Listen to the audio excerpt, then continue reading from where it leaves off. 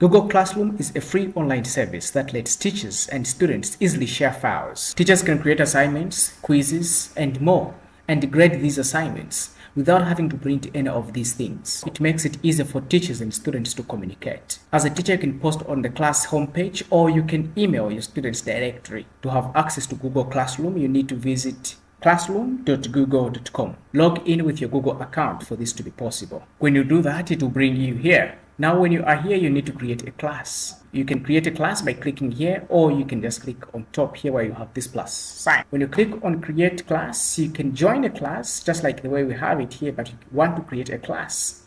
Create a class.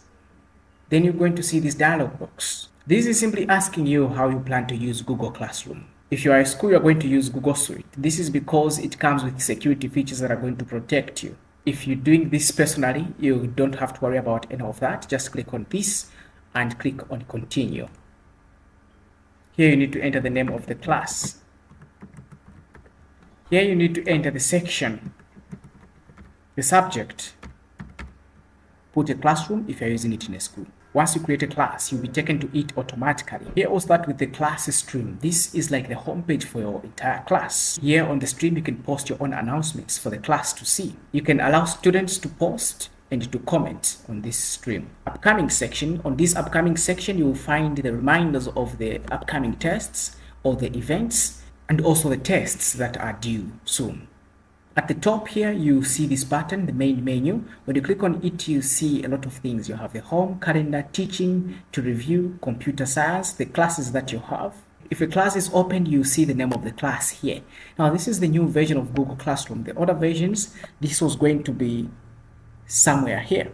At the bottom here, you'll find the tabs for the stream, classroom, people, and grades. Here on the classwork tab, you can create, assign, and organize all your work for your class. On the People tab, you can view and communicate with teachers and students in your class. The Grades tab, it lets you manage everything to do with grades, including grading your assignments and also monitoring the progress of your students. You'll see some information here when you start working with students. Now, here in the Settings menu, you can view and edit details about your class. You can rename your class. You can also type the class description. You have the section for sections. You can put the room number if you're using Google Classroom in a school. Also the subject. Here you can manage the invite codes. You can turn this on and you can also turn it off. You can also reset it. You have the invite link. If you want to invite certain people to join you, copy it and send it to people you want to invite to join your class. You have the class code here. If you want people to join with the class code, when you click on this, you can see the code. Copy it and send it to people you want to have in your class. You have the stream. You can allow students to post and also to comment. If you don't like this, you can click on this. You have these two more other options where students can only comment but not posting, or only teachers can post and comment if that's what you want. Here we have this option, the classwork. On the stream, you can choose how you want that shows. You can hide notifications, you can show condensed notifications, you can also show attachments and details about the classwork. Here you can choose to show deleted items or not. You can turn this on, you can also turn it off. On this section, you can activate the calculation of grades for each student. When this is activated, you will be calculating grades for each student for all the assignments they are given. When you choose the no overall grade, this means nothing is going to be calculated automatically.